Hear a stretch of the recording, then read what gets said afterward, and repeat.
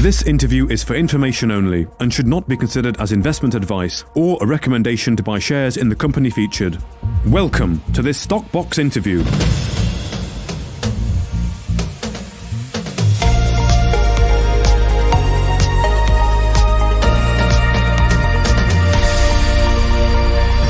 Joining me today is Andrew Bell, the CEO of Red Rock Resources. Now, Andrew, you have been away in the Congo for over 6 weeks, I think, so quite a long time. I heard you were going to not come back without a deal, but you have come back. So what can you tell us?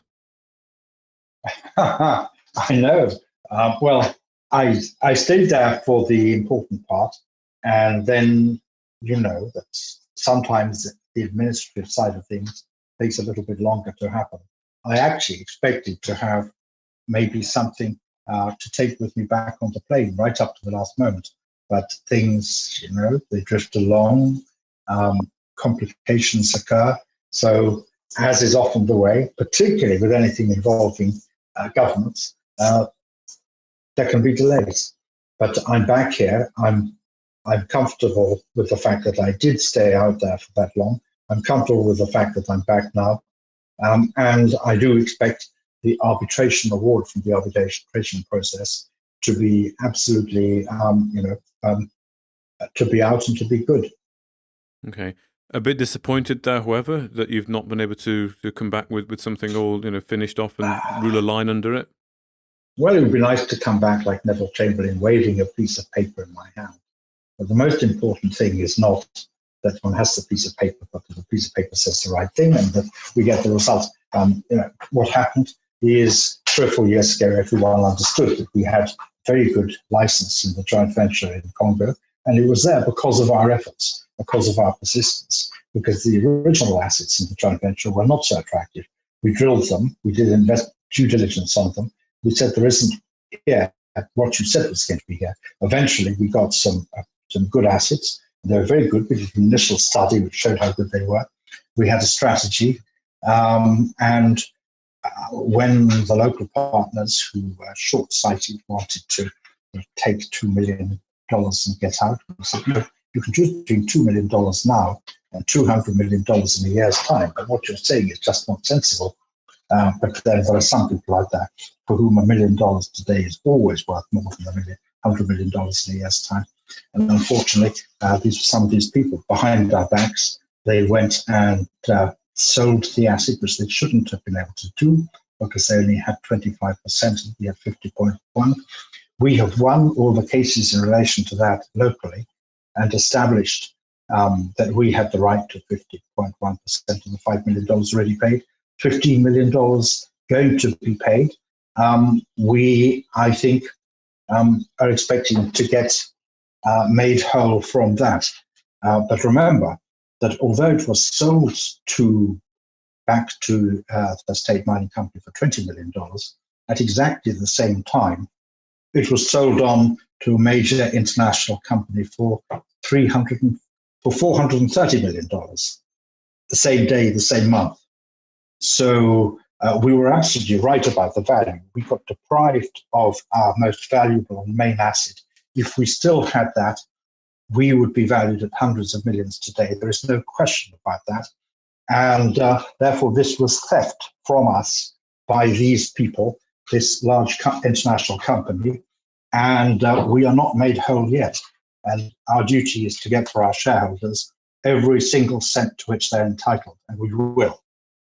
Okay, good. Well, what else can you tell us about what's been going on in Red Rock? You've been out in DRC for 6 weeks. Hopefully your focus has not been totally on what's been going on out there. If you're able to advance any other elements of the Red Rock business that you can perhaps update us on? Oh, yes. Well, it's continuing to make progress with a joint venture in Australia. There we now have 2 assets that produced 300,000 odd ounces historically. One was the old Ajax mine, which back in the day was probably about 3 mines. And then there's the Baringa mine, which was again 3 or 4 mines originally, but it's one mineralized trend and not that long by modern standards, just kilometers. And you look at both of them and you see, well, this one produced 12 or 13, 14 grams 312,000 ounces. And this one produced 300,000 odd ounces, 8 or 9 grams, but some of it was much higher. Both of them, you can look at it again and say, well, if we went back to that and explored, we can build up from there. We think we've got some good targets. But if you just looked at the underground mining, you could say, well, from underground mines, this is probably in the top half dozen historic mines in Victoria. So now people are going back after that period from 1850 to, say, 1920, when people were looking at the alluvial and near surface stuff. People are going back and looking for what's beneath and making discoveries.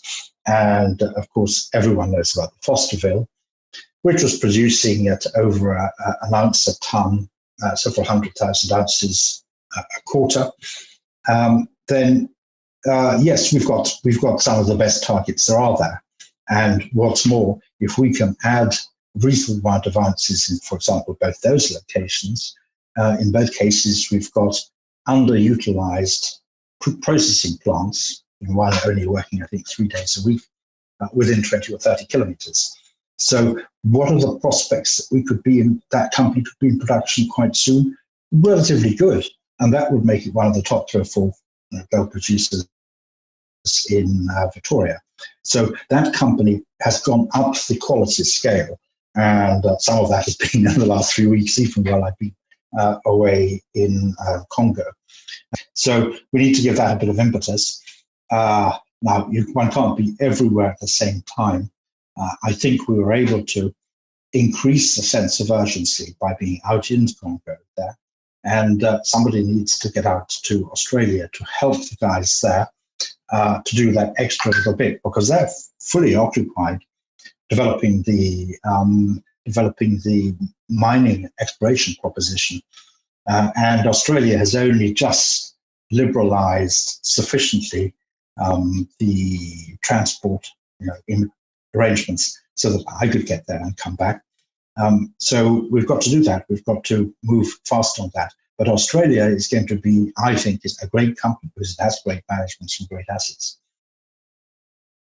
Okay, excellent. Well, thank you very much, Andrew Bell, for giving us that update, and hopefully you get the DRC situation resolved in a timely manner.